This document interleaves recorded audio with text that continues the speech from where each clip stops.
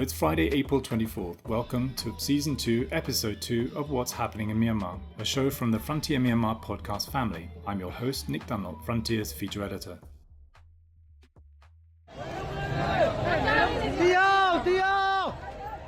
On April 17th, as Myanmar celebrated its traditional Thinjan New Year, the military junta led by Min Aung Hlaing announced what it described as a major goodwill gesture, a sweeping amnesty covering 4,335 prisoners. The announcement was presented as a step toward national reconciliation, yet for those watching Myanmar's ongoing crisis, it was seen as a calculated political manoeuvre rather than a genuine shift toward democracy. Among those released was ousted President Win Myint, who had been in prison since the February 2021 coup, alongside Aung San Suu Kyi and other senior National League for Democracy leaders. His release came with strict conditions, including signing an agreement promising to serve out his remaining sentence on top of a new sentence, if he re-offended. A term undefined but clearly aimed at restricting political activity. Win Myint reportedly refused to sign, telling officials he had never broken any laws in the first place. Following his release, Win Myint was not truly free and placed under house arrest in Naypyidaw, Myanmar's capital, with tight surveillance around his residence.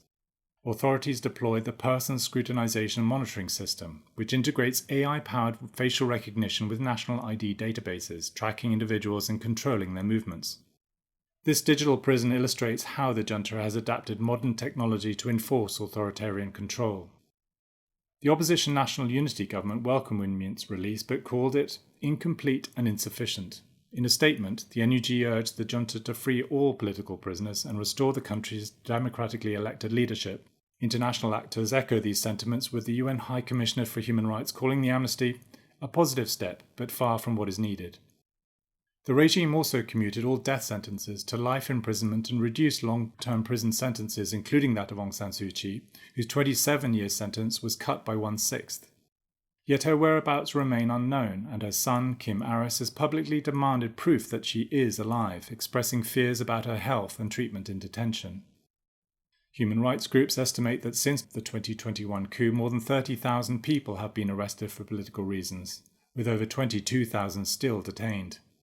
A think tank analysis revealed that less than 14% of those released in successive amnesties since the coup were political prisoners, with the vast majority being common criminals. The NUG described these actions as political manipulation rather than genuine reform.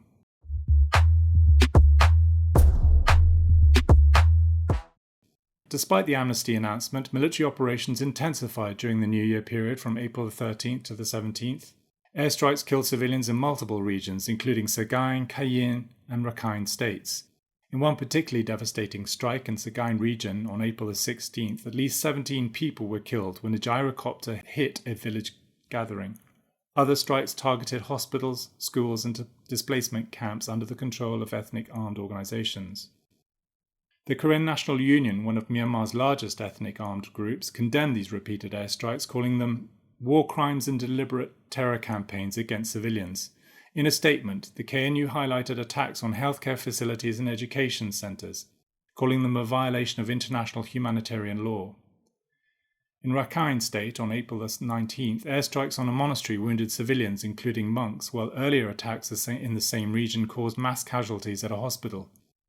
These ongoing assaults demonstrate the junta's willingness to use overwhelming force against civilians, even as it publicly promotes peace initiatives.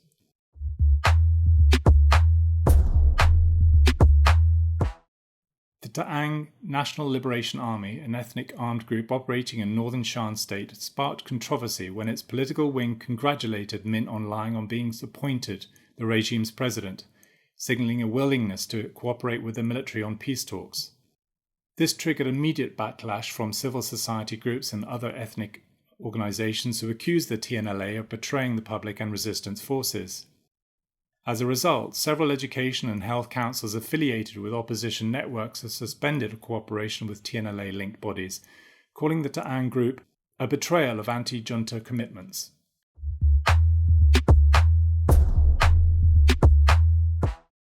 Fighting in Kayin State has escalated dramatically, with airstrikes and artillery fire spilling across the border into Thailand. Thai authorities reported a bomb landing near the Salween River in Mae Hong Son province on April 20th, which forced evacuations of local villages. While no Thai casualties were reported, the incident raised tensions between the two countries. The KNU accused the military of deliberately targeting civilian areas and cross-border regions, noting that such actions violate Thailand's sovereignty. Border trade disruptions continue, although some crossings between Thailand and Myanmar have recently been partially reopened to support local commerce, reflecting the complex economic interdependence between the two countries.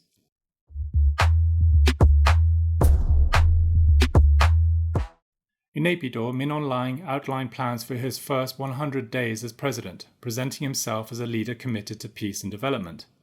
Key proposals included inviting ethnic armed organizations and resistance groups to peace talks by July 31st, encouraging them to return to the legal fold, expanding their agricultural loans, upgrading national rail infrastructure, and launching a China-backed healthcare initiative to treat 100,000 heart patients. However, most resistance groups rejected the peace initiative, calling it politically insincere and incompatible with demands to end military rule. The NUG and allied ethnic organizations said they will only engage in talks if the military withdraws from politics and the 2008 constitution is abolished, which enshrines military dominance in government.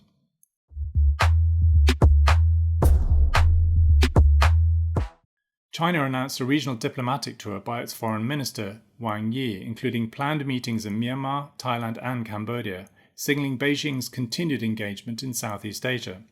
Meanwhile, Thailand's foreign minister, Sihasak Aung Hlaing, visited Naypyidaw and met Min Aung Hlaing, who reportedly told him that Aung San Suu Kyi is being well looked after, though no proof of life was provided. Thailand described the visit as part of efforts to encourage stability and regional dialogue. And that's it from Myanmar for this week. I'll be back next week to bring you a roundup of all the stories making the headlines on Friday the 1st of May. But before I go, an appeal.